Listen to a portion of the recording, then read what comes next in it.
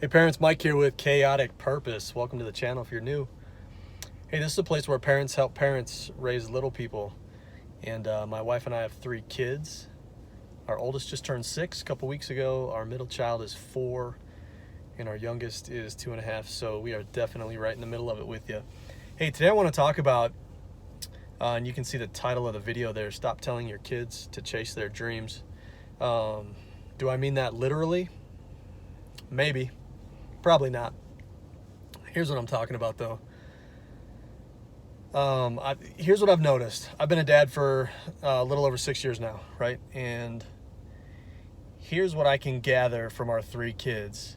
Most of the time, they're listening to my wife and I well, but almost all of the time, they're watching and paying attention to what we're doing. And I know as a parent, you've probably noticed the same thing. I think it's as much as what we say. I think being an effective parent is leading by example. So here's the deal. It's God, you just hear this all the time where parents, they just, I'm going to sacrifice everything to give my kids something better. And you ask them, well, what about your hopes and dreams? What did you want to be? What did you want to do? Was there something, a nonprofit you always wanted to start, or a certain career you wanted to chase, and this, that? I just never had time for it. We had kids. I put all that stuff on the back burner, and now I'm sacrificing everything so that I can give a better life to my kids. And here's the deal. On the surface, that sounds noble. And I'm not saying there's a problem with it. But here's what I've noticed. I think they're watching us closer than they're listening to us, right? And if that's really the case, and if we really want our kids to find what they love in life, to find some purpose behind what they're doing, to live a unique life, and to really chase after, we like the word purpose and passion and all that kind of stuff. Knowing that they're watching us closer than they're listening, wouldn't the best thing we could do as parents and as primary influencers in our kids' lives, wouldn't the best thing be if we showed them how to pursue their dreams, right? Isn't it the ultimate goal as a parent to just say, hey son, or hey daughter, or hey kids, you want to know how to love people better? Just watch me. You want to know how to treat other people? Just watch me. You want to know how to treat your spouse or significant other? Just watch me. You want to know how to properly handle a business dealing or a business relationship? Just watch me. You want to know how to be a good parent? Just watch me. Puts a lot of pressure on us. I get it.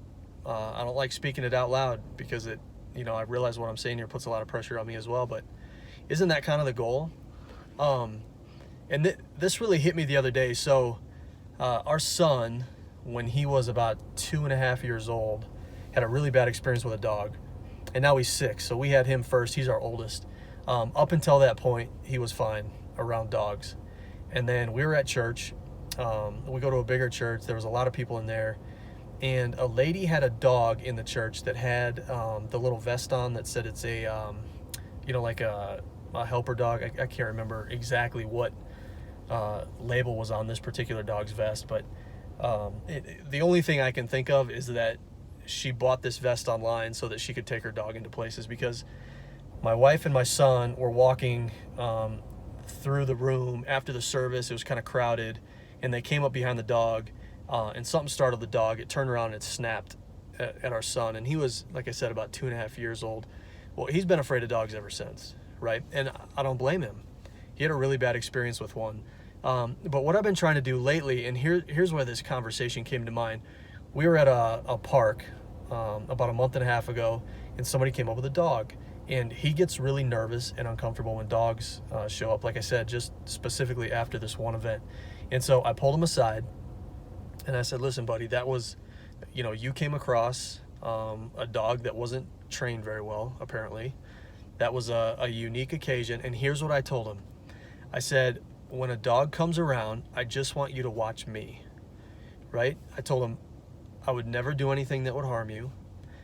If I felt like this other dog that had come to the park was dangerous, I told him I would come get you first, and I would put myself in between you and the dog, and I would do something about it. And what I told him was, if you want to know how to act around other dogs, just watch me. All right? And at the time, I was just talking about dogs, right? Because I want him, I grew up around dogs. I never had a bad experience like he did. And I think for the most part, people, dog owners do a great job. There are some bad, some untrained dogs out there, and he just happened to run into one. But, for the most part, dogs are fantastic, as evidenced by the fact that so many millions of families have them. And I was trying to get him to understand that. And I just told him, when a dog comes up, you just watch me. If I'm calm, you can be calm, okay? If I feel like we need to be alarmed because of a situation around a dog, I'll do something about it. Again, watch my reaction to it. And so, like I was saying, originally this started around, dogs at parks, telling them to watch me. And then later on that night, I was thinking about it, and this whole conversation got a little bit heavier, and that's why I'm shooting a quick video on it here. Shouldn't he be able to do that in every situation? Especially, the situations I just went over.